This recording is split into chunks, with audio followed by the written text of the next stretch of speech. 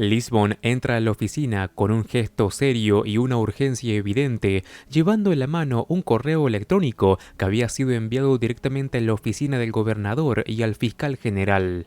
En el mensaje, alguien que se hacía llamar Joe Q. Public prometía que una persona arrogante y codiciosa encontraría la muerte en unas coordenadas específicas en medio del desierto de Mojave a una hora exacta.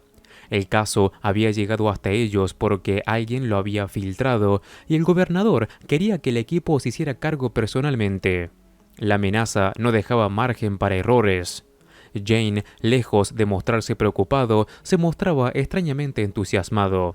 El desierto en esa época del año le parecía un lugar perfecto, casi mágico, y la idea de un viaje improvisado lo ponía de buen humor. Tanto que sugiere convertir la misión en una especie de picnic. Mientras Lisbon organiza todo con la seriedad habitual, Van Pelt se queda atrás atendiendo teléfonos y recopilando información. Guiados por el GPS, el equipo avanza por la interminable extensión de arena y roca hasta llegar al punto exacto con apenas 15 segundos de margen. El viento sopla suave, el sol cae a plomo y el silencio es casi absoluto. Cuando el tiempo se cumple, Lisbon considera que ya no hay nada más que hacer y propone retirarse, pero Jane insiste en que hay que esperar un poco más. Tiene preparados unos sándwiches y una fe casi infantil en que algo va a ocurrir.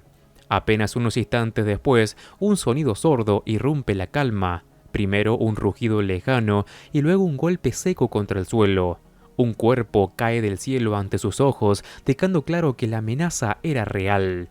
La víctima resulta ser David Whittaker, vicepresidente de Recursos Humanos de Carnelian Inc., quien se encontraba participando en un retiro corporativo de aventuras al aire libre. Un especialista en paracaidismo les informa que el equipo había sido manipulado.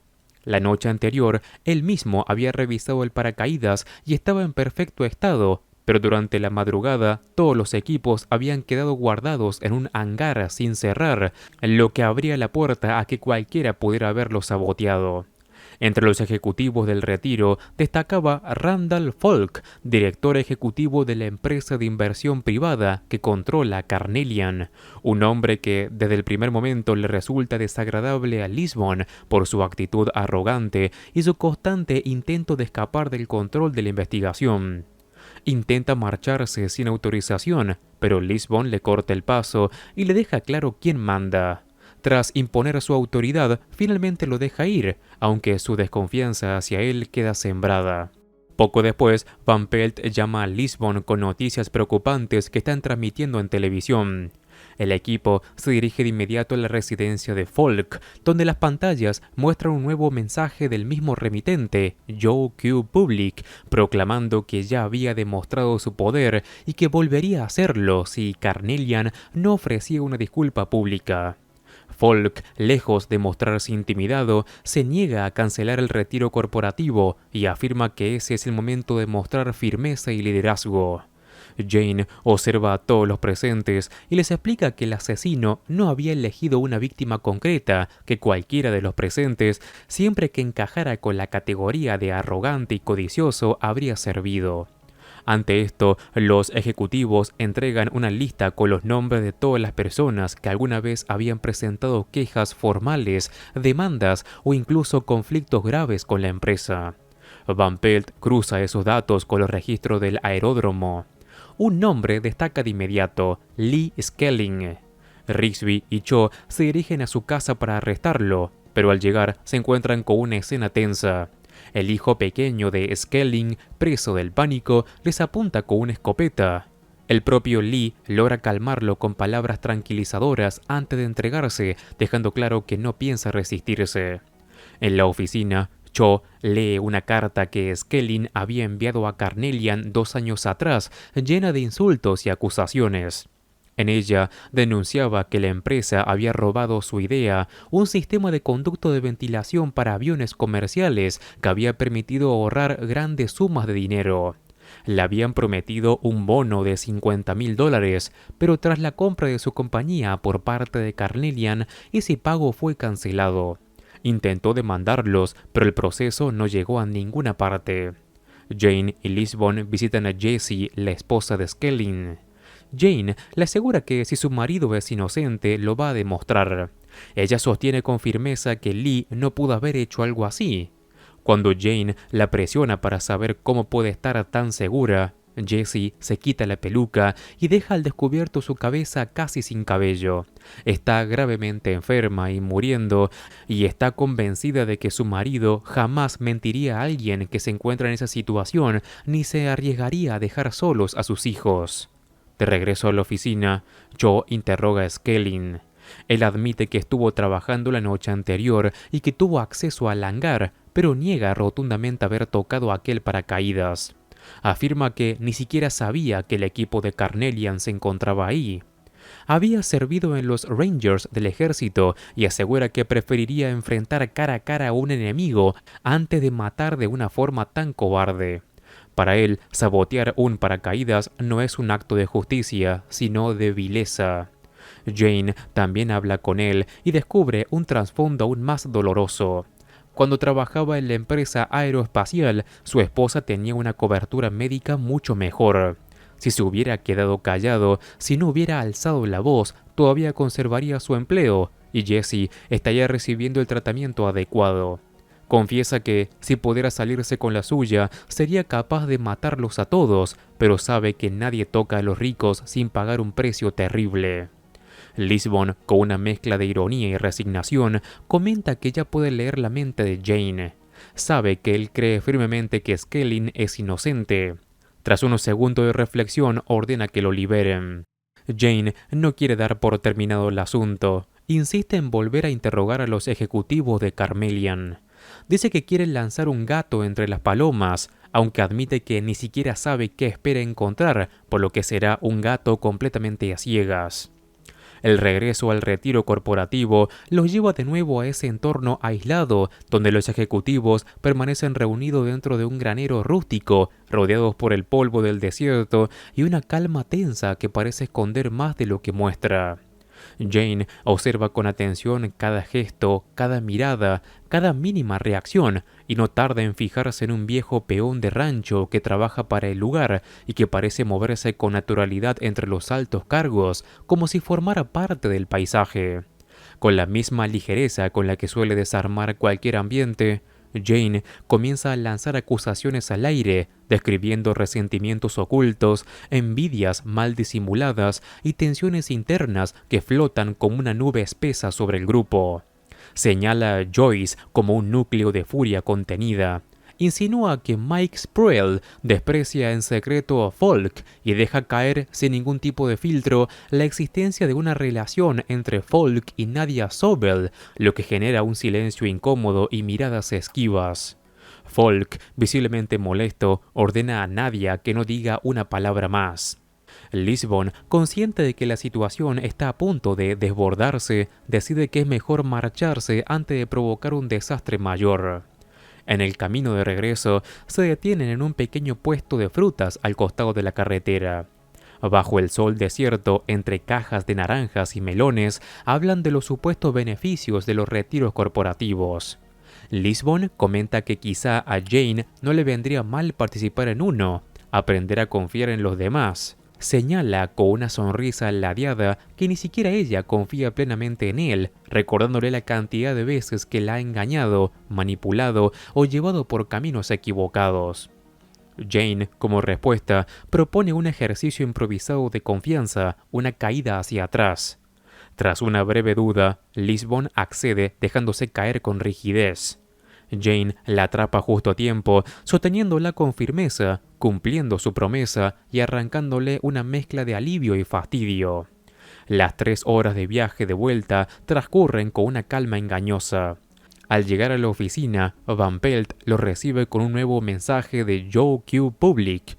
Esta vez la amenaza es todavía más inquietante. Anuncia que el rey de las ratas encontrará su final. Jane reacciona de inmediato, convencido de que alguien ha colocado una bomba para matar a Falk. La escena entonces se traslada al dormitorio del empresario, donde duerme profundamente, sin saber que bajo su cama un artefacto cuenta los minutos en silencio. Jane y Lisbon irrumpen en la habitación y lo despiertan con urgencia.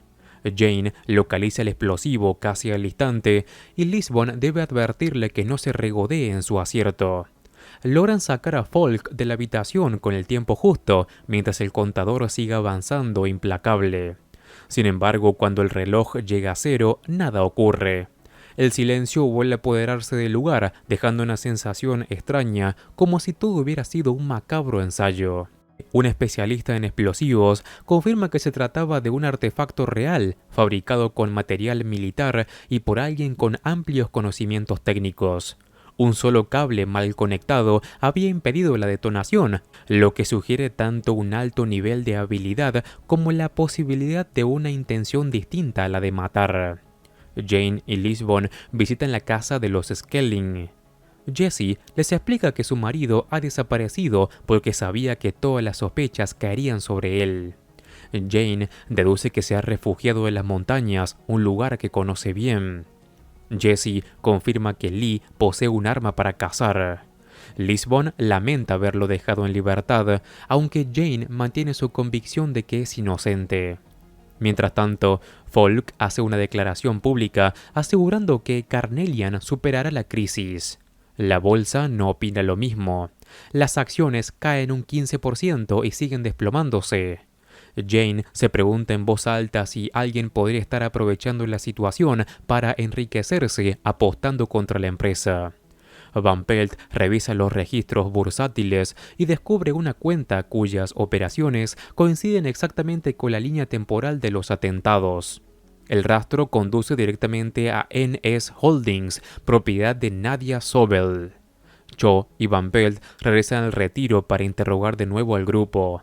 Descubren que casi todos están participando en una intensa sesión de paintball en los terrenos del rancho. En medio del juego, Nadia logra impactar a Deshawn con una ráfaga de pintura, celebrando su victoria apenas unos segundos antes de ser alcanzada ella misma. Solo que esta vez no se trataba de pintura. Los disparos eran reales y Nadia cae al suelo sin vida. El equipo se reúne de nuevo en el granero, con el ambiente cargado de tensión, culpa y miedo.